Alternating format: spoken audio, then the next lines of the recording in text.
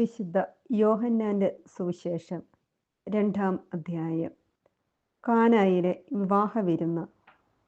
3-ാം ദിവസം ഗലീലയിലെ കാനായിൽ ഒരു വിവാഹവിരുന്ന് നടന്നു. യേശുവിൻ്റെ അമ്മ അവിടെയുണ്ടായിരുന്നു. യേശുവും ശിഷ്യന്മാരും വിരുന്നിന് ക്ഷണിക്കപ്പെട്ടിരുന്നു. അവിടെ വീഞ്ഞു തീർന്നു പോയപ്പോൾ യേശുവിൻ്റെ അമ്മ അവനോട് പറഞ്ഞു, അവർക്ക് വീഞ്ഞില്ല. യേശു അവളോട് പറഞ്ഞു, സ്ത്രീയെ, എനിക്കും നിനക്കും എന്ത്? എൻ്റെ സമയം ഇനിയും ആയിട്ടില്ല. അവൻ്റെ അമ്മ പരിചാരകരോട് പറഞ്ഞു, അവൻ നിങ്ങളോട് പറയുന്നത് ചെയ്യുവിൻ. യഹൂദരുടെ ശുദ്ധീകരണ കർമ്മത്തിനുള്ള വെള്ളം നിറയ്ക്കുന്ന 6 കൽഭരണികൾ അവിടെ ഉണ്ടായിരുന്നു. ഓരോന്നിലും 2-3 അളവ് കൊള്ളുമായിരുന്നു. ഭരണികളിൽ വെള്ളം നിറയ്ക്കുവിൻ എന്ന് യേശു അവരോട് കൽപ്പിച്ചു. അവർ അവയെല്ലാം വക്കോളം നിറച്ചു. ഇനി പകർന്ന് കലവറക്കാരൻ്റെ അടുത്തു കൊണ്ട് ചെല്ലുവിൻ എന്ന് അവൻ പറഞ്ഞു. അവർ അപ്രകാരം ചെയ്തു. കലവറക്കാരൻ വീഞ്ഞായി മാറിയ ആ വെള്ളം രുചിച്ചു നോക്കി.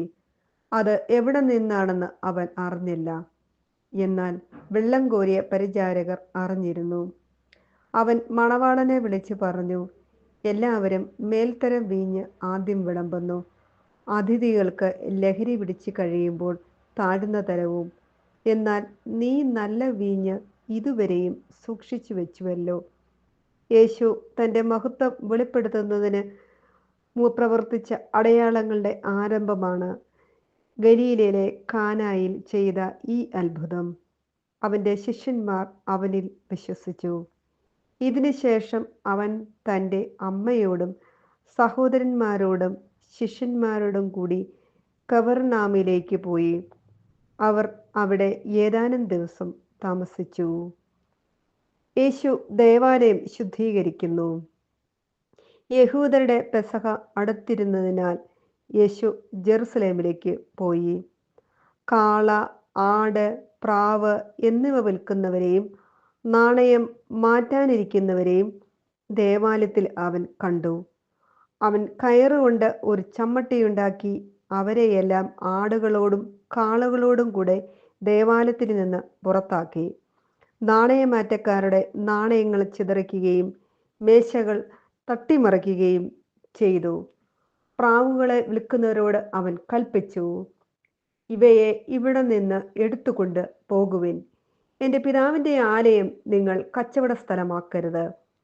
അവിടുത്തെ ആലയത്തെക്കുറിച്ചുള്ള തീക്ഷ്ണത എന്നെ വിഴുങ്ങിക്കളയും എന്നെഴുതപ്പെട്ടിരിക്കുന്നത്. അപ്പോൾ അവൻ്റെ ശിഷ്യന്മാർ അനുസ്മരിച്ചു. യഹൂദർ അവനോട് ചോദിച്ചു, ഇത് ചെയ്യാൻ നിനക്ക് അധികാരം ഉണ്ടെന്നതിന് എന്തടയാളമാണ് നീ ഞങ്ങളെ കാണിക്കുക? യേശു മറുപടി പറഞ്ഞു, നിങ്ങൾ ഈ ദേവാലയം നശിപ്പിക്കുക. 3 ദിവസത്തിനകം ഞാനത് പുനരുദ്ധരിക്കും. യഹൂദർ ചോദിച്ചു, ഈ ദേവാലയം പണിയുവാൻ 46 സംവത്സരമെടുത്തു. വെറും 3 ദിവസം കൊണ്ടകം നീ അത് പുനരുദ്ധരിക്കുമോ? എന്നാൽ അവൻ പറഞ്ഞത് തൻ്റെ ശരീരമാകുന്ന ആലയത്തെ പറ്റിയാണ്. അവൻ മരിച്ചവരിൽ നിന്ന് ഉയർക്കപ്പെട്ടപ്പോൾ അവൻ്റെ ശിഷ്യന്മാർ അവൻ ഇത് പറഞ്ഞിരുന്നുവെന്ന് ഓർമ്മിക്കുകയും അങ്ങനെ വിശുദ്ധ ലിഖിതവും യേശു പ്രസ്താവിച്ച വചനവും വിശ്വസിക്കുകയും ചെയ്തു. പെസഹ തിരുനാളിന് അവൻ ജെറുസലേമിലായിരിക്കുമ്പോൾ പ്രവർത്തിച്ച അടയാളങ്ങൾ കണ്ട് വളരെ പേർ അവൻ്റെ നാമത്തിൽ വിശ്വസിച്ചു. യേശുവാകട്ടെ അവരെ വിശ്വസിച്ചില്ല, കാരണം അവൻ അവരെയെല്ലാം അറിഞ്ഞിരുന്നു. മനുഷ്യനെപ്പറ്റി ആരുടെയും സാക്ഷ്യം അവന് ആവശ്യമായിരുന്നില്ല. മനുഷ്യനിലുള്ളത് എന്താണെന്ന് അവൻ വ്യക്തമായി അറിഞ്ഞിരുന്നു. വെഡ്ഡിംഗ് ഡേയിലാണ് ആളുകൾ ഒരുമിച്ച് കൂടുന്നത്. മാസങ്ങളുടെ പ്ലാനിങ്, ധാരാളം സമ്പത്ത്, ഇതെല്ലാം വിവാഹ ദിവസം ഭംഗിയായി നടക്കുവാൻ വേണമല്ലേ? അന്നേ ദിവസം എല്ലാവർക്കും ആവശ്യത്തിന് ആഹാരം തികയാത്ത അവസ്ഥ ഒന്ന് ആലോചിച്ച് നോക്കും. എന്തായിരിക്കും അവിടുത്തെ അവസ്ഥ? ഇതാണ് കാനായിലെ വിവാഹവിരുന്നിലും സംഭവിച്ചത്. ഈശോയും ശിഷ്യന്മാരും മാതാവും അവിടെ ഉണ്ടായിരുന്നു. എന്താണ് മാതാവ് ഈശോയോട് അവർക്ക് വീഞ്ഞില്ല എന്ന് പറഞ്ഞപ്പോഴുണ്ടായ ഈശോയുടെ പ്രതികരണം?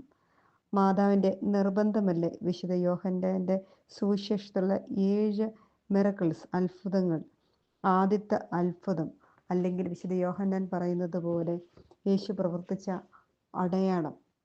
എന്താണ് ഈശോ പ്രവർത്തിച്ച മറ്റ് അത്ഭുതങ്ങളിൽ നിന്ന് ഈ അത്ഭുതം വ്യത്യസ്തമായിരിക്കുന്നത്?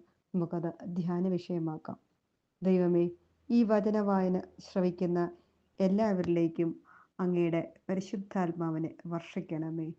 പച്ചവെള്ളം പോലെ ഉള്ള ഞങ്ങളുടെ അവസ്ഥകളെ പുതുവീഞ്ഞാക്കി രൂപാന്തരപ്പെടുത്തണമേ. ആമേൻ. ഞാൻ ഡോക്ടർ ബിസ്നി. ദന്തൽ സംബന്ധമായ അറിവുകളും അതുപോലെ തന്നെ ബൈബിൾ സംബന്ധമായ അറിവുകളും ലഭിക്കുവാൻ വേണ്ടി ആത്മീയ ചാനലുകളുടെ എല്ലാം ഒരു ശേഖരം ലഭിക്കുവാൻ വേണ്ടി എൻ്റെ ചാനൽ സബ്സ്ക്രൈബ് ചെയ്യുക, ഷെയർ ചെയ്യുക, കമൻറ്റ് ചെയ്യുക. Thank you.